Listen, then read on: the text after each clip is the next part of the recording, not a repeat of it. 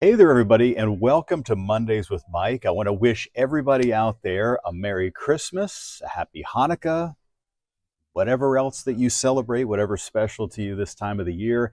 I hope you have a great holiday season. We are looking for some trouble, though, as we head into the night of Christmas Eve, and we're going to be talking a lot more about that ahead. But today is also another very important day. It involves this. It's Festivus. Today is December the 23rd. It is the Festivus for the rest of us. And of course, this is Frank Costanza's pole, an aluminum pole to replace the traditional Christmas tree because he thought Christmas was becoming too commercialized. And so we have the pole as part of our celebration of Festivus. We're not going to be taking part in the feats of strength. I don't want to really have to wrestle anybody here in the newsroom, but we do want to talk about the airing of grievances and maybe some weather grievances that we have. And so, to end this year and to head into the new year, we have several grievances that we're going to air. We've actually broken it down to four major, memorable, very bad, dangerous weather events that we had this year.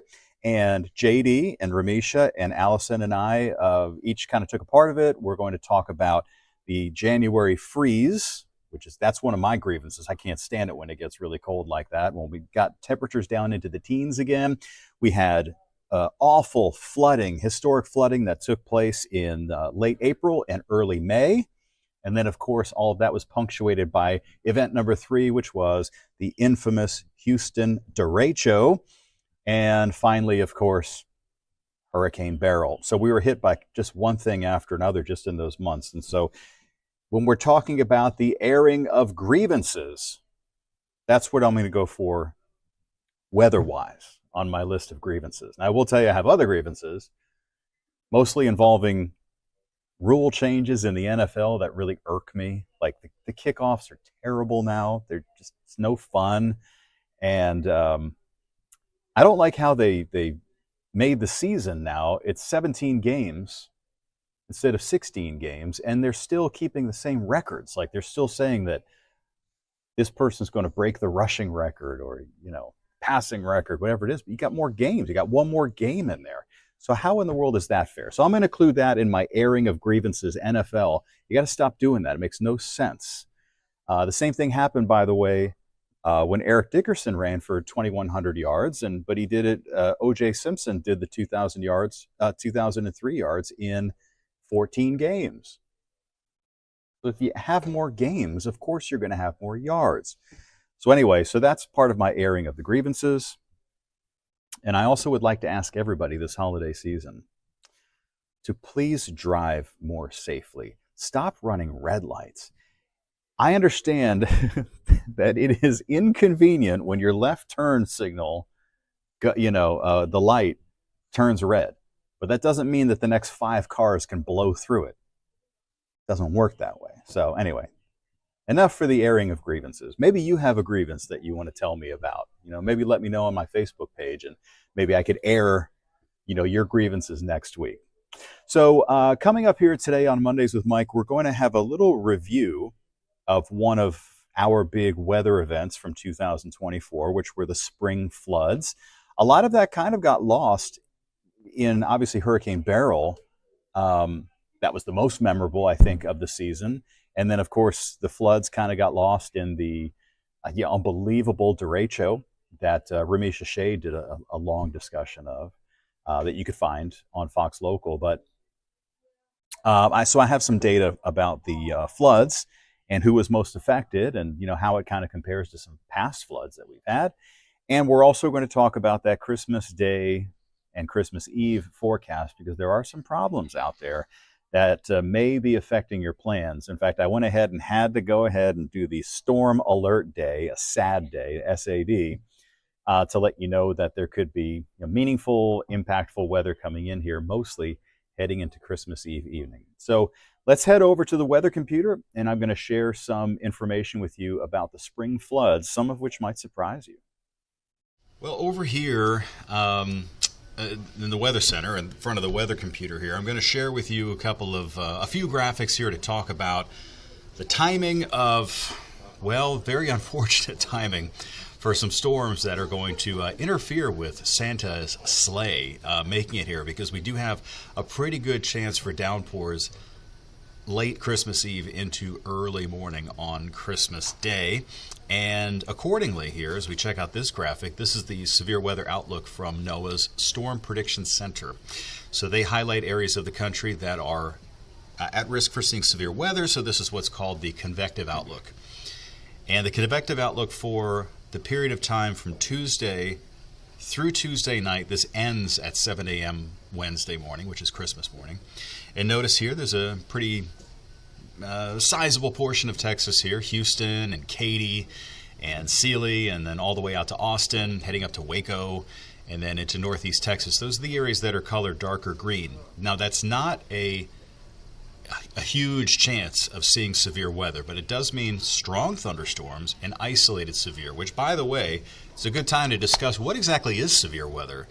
You know, a lot of times we'll just, I think people in general will refer to any strong thunderstorms or any heavy rain as severe weather, but the Weather Service does have a definition, and the definition is that the winds are going to be gusting above 55 miles per hour, that the hail is going to be at least 1 inch in diameter, and or there are tornadoes. So we don't really expect tornadoes with this, but there could be some hail, and there's a chance there could be some winds with that as well. So that's why we have that possible, that 1 out of 5 on the scale here for seeing some severe weather. Here's a closer view, by the way, of the parts of our area that are under this slightly elevated risk. Now, keep in mind, there's no watches or warnings or anything at this point on Monday, but that could change potentially. We'll see. So right now, from Wharton back over to Sugar Land and Katy, all of Houston, back over to Liberty, and including the Woodlands and Conroe and over to Brenham, all these areas are at that slightly elevated risk. And really, you're really splitting hairs over whether or not Galveston and Brazoria County are in that as well. I would just consider the entire area to be somewhat at an elevated risk for seeing some of these heftier thunderstorms. And also, by the way, even if they aren't severe, they could be, could still produce a lot of lightning and could still produce some brief heavy rain, maybe more than 1 inch of rain in an hour, maybe 2 inches of rain per hour rainfall rates, which can briefly cause some street flooding, even though we're not under any sort of flood advisories.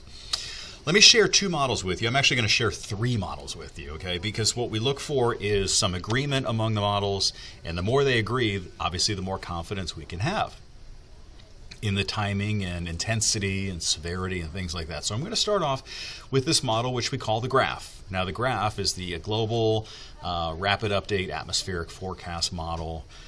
It was developed by IBM, and it's a global model. It does a pretty darn good job, really, for most of our daily weather. Sometimes it overdoes things a little bit, but other times it does catch things that some of the other models miss. So let me walk you through this. So here's today, when we'll have some scattered showers, possible, like isolated by the late part of the day today. Now, this is Tuesday, 6 a.m., and you'll see a scattering of some showers, and obviously the red means what you think it would mean, heavier rain, right? Maybe a thunderstorm. So this is 6 a.m. on Tuesday morning. Also some isolated activity. By the way, the fact that we have some of the area not covered in white is clouds. So the fact that we have some splitting of the clouds means that we'll probably warm up. And there is a chance that we could actually get close to 80 degrees in some locations. And the warmer we get, the higher the likelihood is that we just have more energy to feed in with those thunderstorms during the nighttime hours. So here's a look ahead at Tuesday night, which of course Tuesday is Christmas Eve night at 11:30 p.m. This is what the graph is showing us. You know what? Hold on a second, guys. This model that I'm showing you right now is not the graph. This is the HRRR. I'm going to show you the graph here in a second. Sorry, I updated this really quickly. Let me just change this to her model. There we go. Let's take a look again. So this is the high resolution rapid refresh model, okay? And this is showing at around 11:30. So here we go. This is 11:30. on Tuesday night, some storms approaching us from the west. Now it's showing a broken line coming in, and then most likely making its way through the Houston area here early on Christmas morning. So this is paused at 5 a.m., still showing a scattering of some showers and storms for Brazoria and for Galveston County and back over to Liberty County. And then as we wrap up, heading toward 10 o'clock in the morning, still some coastal showers. Okay, so that's the HRRR, High Resolution Rapid Refresh Model. That is from NOAA. Now I want to show you the graph model, which is the IVM model. And we'll see what this one is showing, okay? It's also showing hit and miss kind of activity on tomorrow, on Tuesday, Christmas Eve. And it also is showing some sunny skies, like the clouds breaking up in a couple of spots, which would lead to heating and lead to the potential for maybe some upper 70s or near 80 degrees, which would feed in with these storms. Very similar timing. This is 10 p.m. on Tuesday. Again, showing that broken line of thunderstorms, Brenham, Huntsville, Bryan College Station, and then moving toward Houston. Look at this, 2 a.m. So this graph model is a little faster with the rain and just a little bit heavier with the rain. But really, it's not that much different. So both of those models is showing midnight, 1 o'clock, 2 o'clock in the morning. The graph is showing it moving out, though, by 6 a.m., while the HRRR was showing it stalling along the coastline. Now, either one of those scenarios is possible. I would probably go with the clearing out, because sometimes these lines will sort of accelerate and should have enough momentum behind it to move off the coastline. Okay, so I also want to share with you this is our Fox model. And remember, I've shown you the Fox model before. It's an exclusive model to us. It was developed by our team in Tampa, and it's based off of a model that we call the Weather Research and Forecasting Model, the WRF. So, which is a model used by universities and things like that to create new versions of models. So here's a look ahead at what the Fox model is showing us. So here is the same deal. Here's Tuesday morning, and it's showing a very similar kind of thing, right? With some kind of isolated, widely scattered showers across the area. And then as we go forward in time, let's take a look at this is now Christmas Eve afternoon, and let's watch for the line. Okay, let's watch for the line to form out here to the northwest. So here we go. This is 6 o'clock on Christmas Eve. And here we look ahead at 10 o'clock. Remember, the last model we looked at, the graph, was showing storms around the College Station area. And here we go. This one is showing a similar kind of scenario. In fact, I can turn up the... let's see. Okay, yeah, we don't want to do that. But I was going to say, you can make it like sharper, more specific, but I don't usually like doing that. But anyway, so this is what it's showing us here, 9:45, approximately 10 p.m., Christmas Eve. Very similar conclusion here. College Station, Huntsville, Brenham, just like we were talking about. And now here is midnight, 12:30 in the morning on Christmas, with some of these bigger thunderstorms right here in the Houston area. And then pretty rough stuff through about 3 a.m. And then, again, this one also is showing it by 6 a.m., still some lingering rain around. And then after that, most of it moving offshore, some of it lingering along the coastline here through 8, 9, and 10 a.m. So definitely something to plan for. We want to make sure that we plan for that. Don't get caught off guard by that. So that's a look at your forecast, guys. This is terrible timing. It's also terrible timing for me because, I'm working Christmas and we're on the air from 7 to 10 instead of 4 to 10. So I thought, maybe I'll get a chance to sleep in. It's Christmas. No rest for the weary. Okay, so the last thing that I wanted to talk about here was sort of a year in review, and one of the things that I was covering, which was the springtime floods.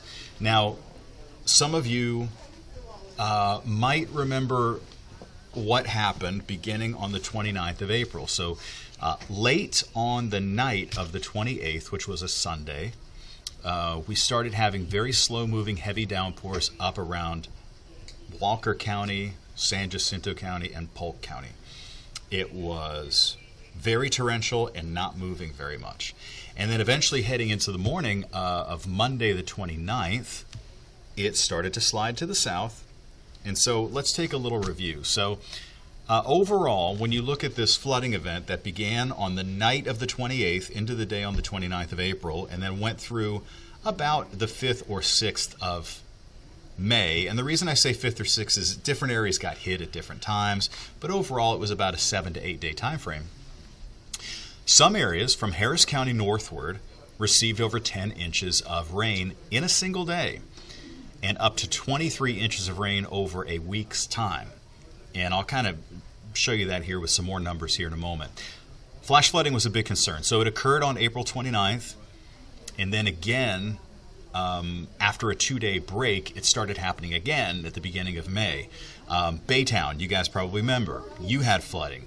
East side of Harris County had flooding. Over to Chambers County, there was some flooding on the roadways. Liberty County. Historic flooding occurred on the Trinity River and on both the east and west fork of the San Jacinto River, and there were major problems on Lake Conroe and Lake Livingston that caused, engineering challenges where they had to start making releases, right? They had to start releasing water from the dams, which is always a controversial but necessary thing to do. By May the 6th, some of our local reservoirs, not the Barker and Addicks, remember that was Hurricane Harvey, but some of the ones off toward the north, especially our, Lake Houston, Lake Conroe, Lake Livingston, all those spots, actually had more water than they did during Hurricane Harvey, especially the areas toward the north of Houston. Worse than Harvey. Thousands of residents had to evacuate their homes, or they just had to shelter in place. There were lots and lots of water rescues. Some water rescues took place in Kingwood. There were some close to Conroe. There were a lot of water rescues near Livingston and West Livingston and across Walker County. I mean, it was really very, very bad. As far as a little bit closer to Houston and some of the Houston suburbs, what I remember is that morning of the 29th that Baytown got slammed with a lot of heavy rain. It was about 6.5 inches of rain. And Mont Belvieu, which is not too far away from Baytown, it's a bit, kind of a growing area there. Maybe you live there, over east of Houston. 9 inches of rain falling just in one morning. So, half a foot to 3/4 of a foot of rain falling in one morning. We also had rain, street flooding, river flooding in Kingwood, and then, like I said, also in Conroe, and then a lot of other areas that had shorter-term street flooding. This is a product from the National Weather Service, and it shows us some radar estimated rainfall totals. And in fact, let's see. This is probably a combination of radar estimates and maybe some ground truth. But nevertheless, look at this. So in the month of April, if you notice, we have a big swath of purple, which is up here. This is over to East Texas, Woodville. So it's not like necessarily our viewing area. But from Kingwood northward up here to New Caney and Splendora, I know you guys were hit very hard. Cleveland, Texas, and then back up here to all the areas anywhere near Lake Livingston. Purple indicates between 20 and 29, basically 20 to 30 inches of rain. And then that next color up, which is like that lavender color, indicates more than 30 inches of rain in the month of April. So that is pretty crazy. And then especially areas down to the south, like Matagorda and Wharton and Brazoria County, you guys had like 2 inches. So some spots in southeast Texas had 30 and some had 2. Now that's just April. Fast forwarding to May, we had a lot of the same areas get almost as much rain. So you had some of these locations up there from Huntsville eastward that already had 30 inches of rain. And then here in the month of May, you'll see this darker, it's kind of like I don't know what you call that, maroon? That's not even maroon. That's not like A&M maroon. It's like a purple, like a red purple. Anyway, so that is showing between 15 and 20 inches of rain. And then there's a little area here where you see some purple. This is north of Kingwood. This is around Porter and New Caney and actually the Woodlands. And that area had like between 10 and 20 inches of rain. So you had, between this map, which shows you the purple and white areas that are 20, 30, 35 inches of rain. And then on top of that, you have these continued rainfall totals in May. Yeah, it added up, and it was pretty remarkable. So this is a look at some of the rainfall totals. So for the month of April, remember, these are just measured at airports. It was much higher at some locations that weren't at that exact spot. But in April, Huntsville measured 11.57 inches of rain, which was the wettest on record. In Conroe, 5.22 inches of rain was the fourth wettest April on record. When you look at all the Aprils on record. And then at Hooks Airport, which is in Tomball, 4.87, let's just call it 5 inches of rain, which was the fifth wettest on record. But here's where it gets more interesting and more painful, which is that in the month of May, Huntsville had 23.32 inches of rain, obviously wettest May on record. And when you combine all that together, 35 inches of rain fell in Huntsville during the months of April and May. Now consider this, in an average year, Huntsville receives 43 inches of rain. So you got 35 in 2 months, and a lot of that fell in about 8 days. You know, like I said, late April, early May. That's when you got the majority. So we ended up with approximately half a year's worth of rain that fell in a week across parts of Montgomery County and Walker County and Polk and San Jacinto and all those spots. So, you know, it kind of, this does get lost a little bit because shortly after this, we had the derecho show that we'll be talking more about over the next week or so. But obviously the derecho show is in everybody's memory. We had 100-mile-per-hour winds downtown. And unfortunately some people died. You know, we had trees knocked down across the area. Just memorable, crazy, you know, weather event. But this, I don't want it to go unnoticed because there are a lot of you up there that are probably still picking up the pieces after this flood. And just to summarize again, worse than Harvey in many of these spots. All right, everybody. So thanks so much for joining me here for this edition, this Festivus edition of Mondays with Mike.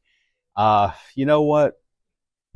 Sometimes the rain comes with difficult timing and we just have to deal with it. So we can air our grievances, certainly, but we're all going to have to deal with it. So so this is my recommendation is, look, we have the Fox 26 weather app. You could download it onto your smartphone. We also have our Fox Local app. That's available for your smart TV and your smartphone. And it's one of those where you're just going to have to check in. The timing really does look like it's going to be from around 9 or 10 p.m. On Christmas Eve night through about 3 or 4 a.m. Christmas morning.